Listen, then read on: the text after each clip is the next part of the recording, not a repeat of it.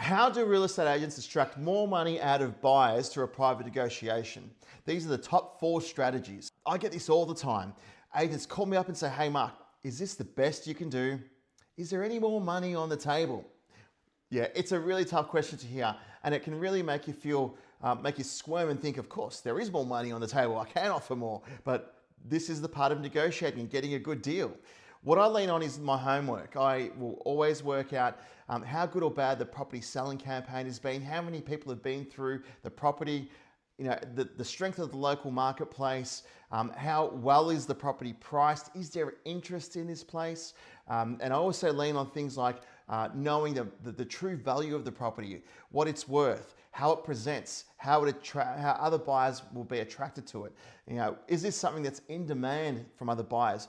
I put all this into a risk calculator in my mind and think, hey, look, this is the most I want to offer for this property, or maybe we should offer more for this property because it is worth more. You tell the selling agent your budget.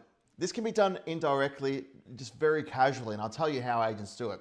You walk through a property, open for inspection, and at the end, the agent's waiting at the door and they ask you questions like, how did you like the house? They build that rapport. They're normally very likable people, and you can chat very casually to them. So look, I've got another couple more houses like this one in this area, in that area. Are you looking in that area? Are you looking in this area?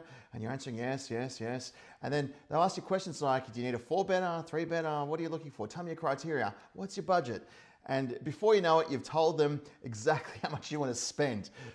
Guess what? That'll come back to bite you when it comes to a private negotiation. So make sure you're ready for it. Be open and tell them, sorry, I don't want to share how much I want to spend. Tell me the stock you have, tell me about other properties, but I'm not going to share with you how much I have to spend. So you've done everything right, you've done what the agent's asked and submitted an offer. The deadline's hit and you're just waiting for that call for the agent to say, hey, look, you've got the property.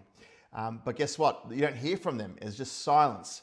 Silence and more silence. And this can drag out for days. And then sometimes the agent can call you and they stall, and they drag things out and they say, oh, the owner couldn't contact both owners, one's overseas, one's not. You hear all sorts of different stories at this point. Now, what's really going on? Most of the time, the agent has already signed a contract with a successful party. Both the vendor and seller have agreed to something and they've signed off. They just haven't accepted your offer.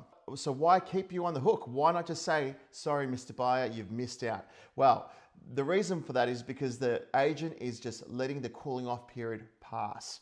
It's normally 3 working days. They want to keep all the buyers super keen, super interested. They're simply just sailing out those 3 days before the property is sold. So if you do get negotiation silence, know that you've probably made a mistake along the way when it comes to doing your homework and understanding what the seller's needs are and submitting that into an offer. Submitting offers the wrong way.